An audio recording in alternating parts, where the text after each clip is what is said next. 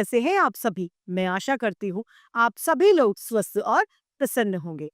आज हम हमारा पाठ अपठित गद्यांश को पढ़ेंगे और समझेंगे। आइए इसे शुरू करते हैं।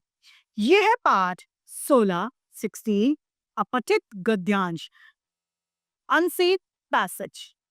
अपठित गद्यांश क्या है? अपठित गद्यांश वो होते हैं जो हमारे द्वारा पहले नहीं पढ़े जाते। अपठित गद्यांश को हमेशा ध्यान से पढ़ना चाहिए, क्योंकि अपठित गद्यांश में से कुछ सवाल प्रश्न पूछे जाते हैं। यदि हम ध्यान से पढ़ेंगे तो उनके उत्तर भी हम सही तरीके से दे पाएंगे। आइए पढ़ते हैं। अपठित शब्द का अर्थ है जो पहले पढ़ा ना गया हो, अर्थात जिसे पहले कभी न पढ़ा हो, वह गद्यांश अपठित गद्यांश कहलाता है। किसी कहानी या निबंध का ऐसा अंश जो पहले न पढ़ा हो, वह अपठित गद्यांश कहलाता है।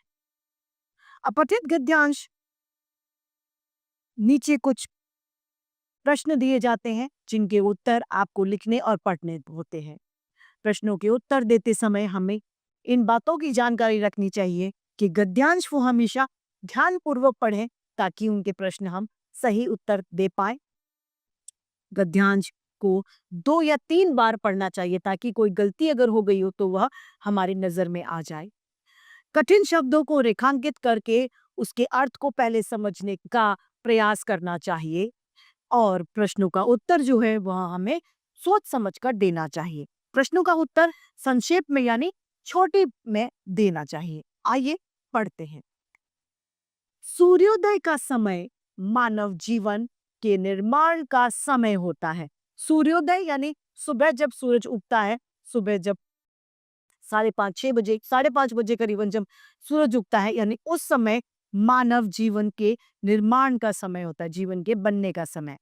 उस समय प्रकृति अत्यंत मनोरम यानी सुंदर लगती है।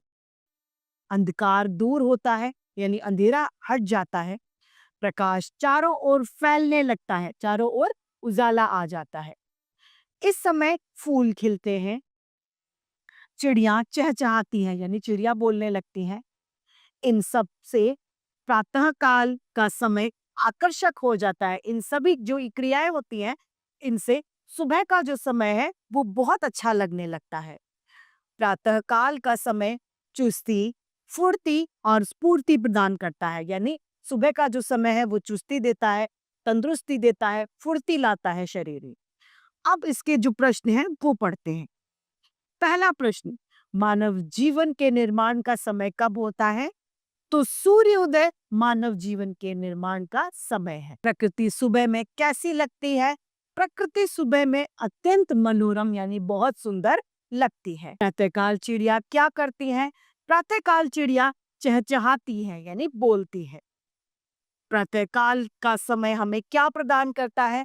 प्रातःकाल का समय हमें चुस्ती, फुर्ती और स्फूर्ति प्रदान करता है। तो देखा आपने, ये जो सभी प्रश्न हैं वो इस गद्यांश से ही लिए गए हैं। इस गद्यांश को यदि आप ध्यान से पढ़ें तो इसके उत्तर कभी भी गलत नहीं होंगे। उत्तर लिखते समय हमेशा वर्तनी का ध्यान रखें कि लेखन हमेशा शुद्ध होना चाहिए, अशुद्ध ना हो। प्रश्नों पे उत्तर संक्षेप यानी छोटे रूप में ही दे, ज्यादा बढ़ा चढ़ाकर उत्तर को ना लिखें। तो इस तरीके से हमारा ये पाठ अपठित गद्यांश समाप्त होता है। मैं आशा करती हूँ सभी को यह पाठ भलीभांति रूप से समझ में आया होगा। आज के लिए इतना ही, फिर मिलते हैं। धन्यवाद।